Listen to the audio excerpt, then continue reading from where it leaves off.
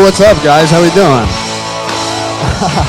Keep it going for Jim, everybody. Keep it going for Jim. Big and loud. Sweet. Cool. Hell yeah. What's up? Thank you, guys. Thank you so much for coming. How many of you guys took an Uber out tonight? All right, cool. You're all rich and have your own cars. Sweet. Good to know. Fun. I used to be an Uber driver, which was a good time. One of my favorite things to do was to get pretty stoned and drive Uber. Probably a mistake in hindsight, though, because one time I got halfway through a ride and forgot there was somebody in my car. I looked at my mirror and I jumped. I spent too long trying to convince this guy that the GPS took us through the Wendy's drive-thru, you know? I was like, buddy, you could have spoke up. I would have bought you a Frosty, you know? I drove Uber in a college town. I drove Uber in Bloomington, Indiana. It was a good time. I went to pick up this group of frat kids driving Uber, and before they got in my car, they're like, hey, dude, you're young. It's a Saturday night. Why don't you come hit the bars with us right now? I was like, I'll be honest with you boys. I don't really see the point in going out to drink anymore. I'm already drunk, okay? Get in, all right? You boys like the band Linkin Park? Getting crazy. I had a lot of fun driving Uber. I went to go pick this girl up. Before she got in my car, she was like, hey man, you're a comedian. And I was like, yeah, I am. That's so cool. What show did you come to? I hope you had a good time. And she goes, no, I took an Uber last week and I got you. You wouldn't shut the fuck up about comedy. I freaked out. I reported her for racism. I did. Got scared. I was pulling away. I picked up this girl. We were pulling away from her dorm room. And as we were pulling away, she goes, you're not going to murder me, are you? Just then, the automatic lock features on my door activated. So lost my 5-star rating pretty quick. That was her dad. I picked up a teacher when I was driving Uber. He was a nice guy. He asked me what I did outside to drive Uber, and I told this guy I'm a comedian. He goes, oh, you know, being a teacher and being a comedian actually have a bunch of things in common. I was like, what do you think the biggest similarity is? He said, we both have to drive Uber on the side. That's a joke about our economy, everybody. I didn't write that, you did. I did an Uber in a small town. People would make small talk with me a lot. I picked up this guy. He asked me if I went to the high school right down the road from where I picked him up from. And I didn't, but I just said yes. He goes, oh, so you must have had Mrs. Johnson for history. I was like, yeah, she's the worst. I hate her. He goes, that's my mom. I was like, dude, I'm so sorry. I didn't mean that. I was just messing around. She was pretty cool. And in a very serious voice, he goes, no, dude, no. She's a bitch. I had a lot of fun jobs. I was the door guy, actually, at a place here in Chicago that does an open mic, which was cool, except I had to hear everybody's opinions about my set as they left the building. One time somebody came up to me. He goes, hey man, you had really good writing, but you had really bad delivery. I was like, holy shit, my biggest fan. It's nice to meet you. My job as a door guy was basically just to stand on the side of the street all day. One day, a mom and her 5-year-old son walked by me, and the little boy points at me, and then he asks his mother. He says, what's wrong with that man? The mom looks at me and she goes, I'm so sorry, he shouldn't have said that. And then she looks back at her son and says, I'll explain later.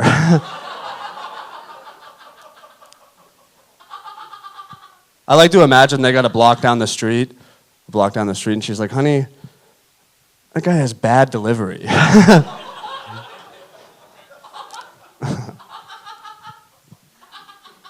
One time I was standing outside the bar working, and this girl came outside, and she started like crying hysterically. And I was like, oh my God, are you okay? Did somebody do something to you? She said no. And I was like, cool, then can you go back inside?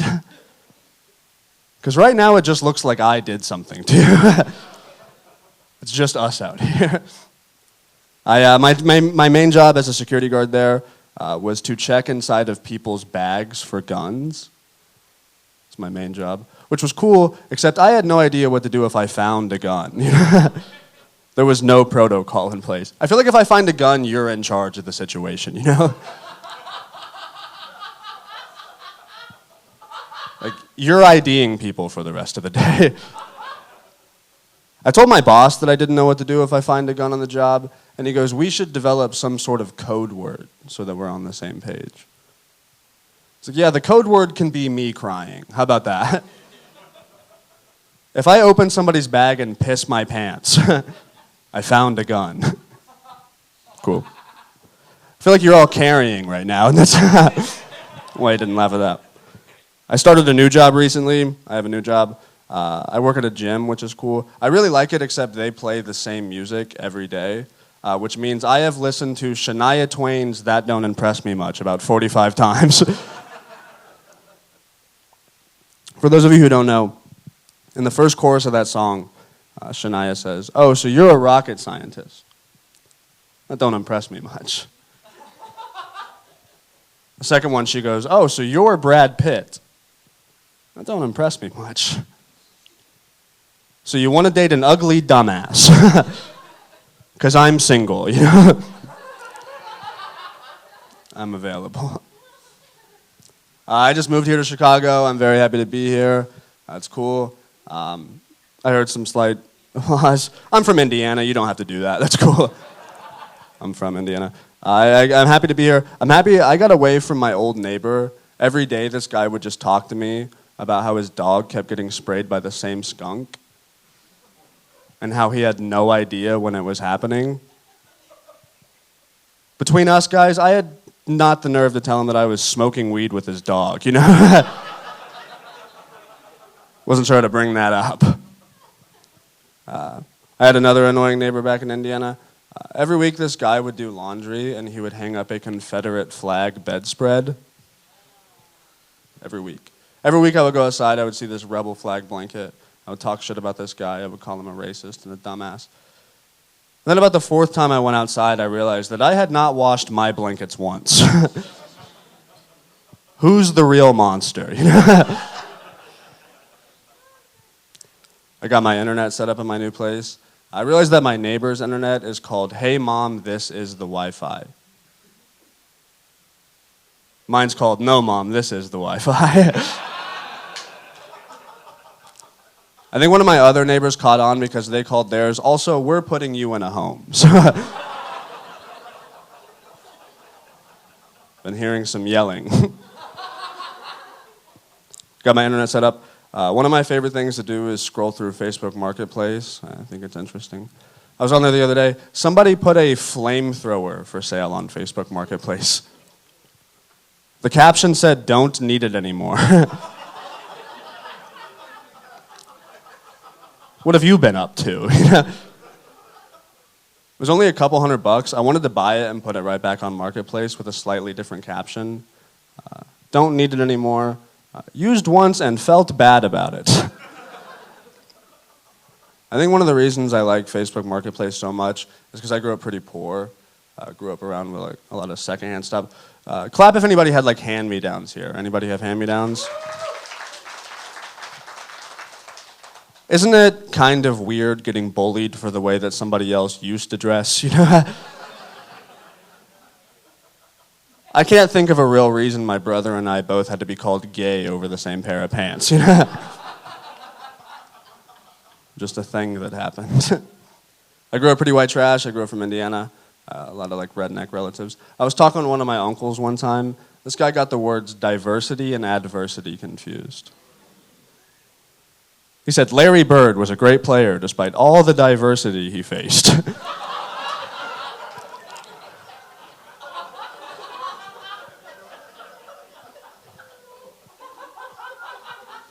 was like, you're wrong, but not incorrect, you know? I guess that's technically true. I grew up around a lot of people with tattoos. Clap if you have tattoos, anybody? I think tattoos are great. I just don't like when people are super cocky about them. I was talking to this one guy back home. He's like, I have $4,000 on my right arm right now. It's like, your car doesn't have air conditioning, you know? That's him. I was like, have you considered selling the tattoos? I don't know. Sweet. I get to be a white trash uncle now. I'm an uncle. Yeah, thank you. It's fun. I was hanging out with my oldest niece recently, and I was getting her to say a bunch of words and phrases that she does not know yet. I got my 2-year-old niece to say that Bush did 9/11.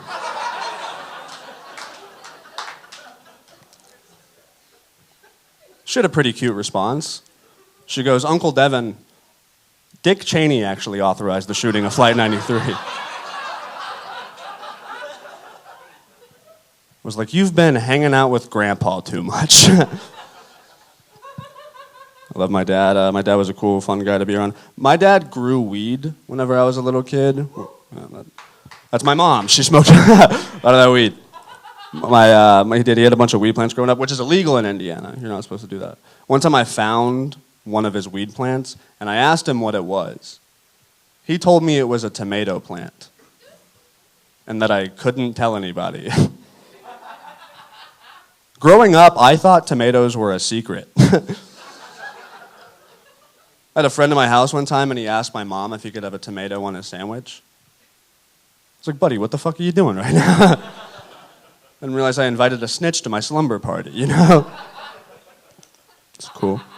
I was the first person in my family to go to college. That was nice.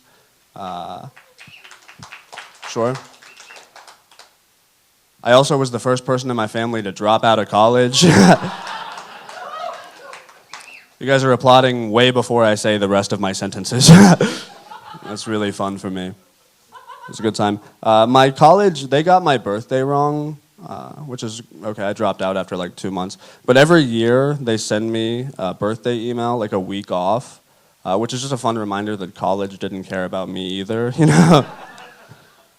And they usually have an attached thing saying that I still owe them $800, but whatever.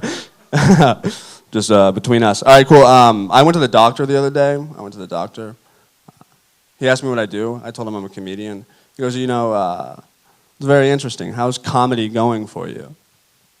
It's like, now's probably the time to tell you I don't have insurance. I don't know what the copay is around here. I went to the dentist recently. It was a good time. I got my wisdom teeth taken out about 6 months ago. I didn't know this. They give you Vicodin after you get your wisdom teeth taken out. They gave me 15 Vicodin. My mouth only hurt for 1 day. I have 14 Vicodin if anybody wants to hang out. Either that or the next 14 shows are going to be awesome. You know? They expire soon. All I'm saying is if someone would have told me any sooner that I could trade my teeth for drugs, I would have dentures by now. I was at the dentist again recently, halfway through cleaning. She goes, Devin, you have to start flossing more. She was like, you wouldn't leave a pizza on the counter for 2 days and then eat it, would you?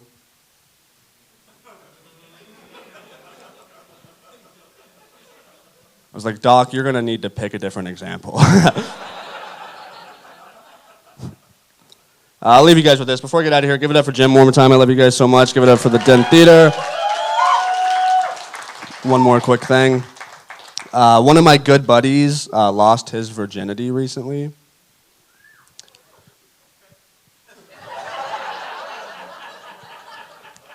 That's him.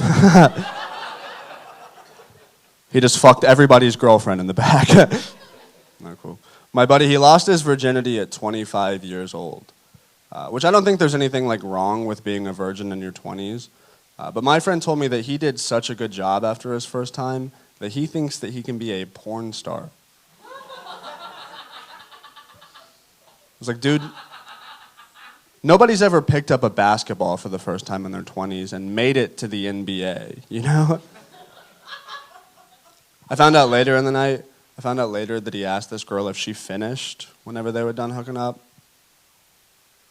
Michael Jordan never asked if he just dunked on somebody, you know?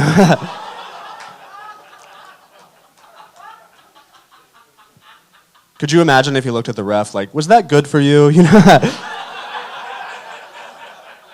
All right, love you guys so much. Here's Jim, everybody.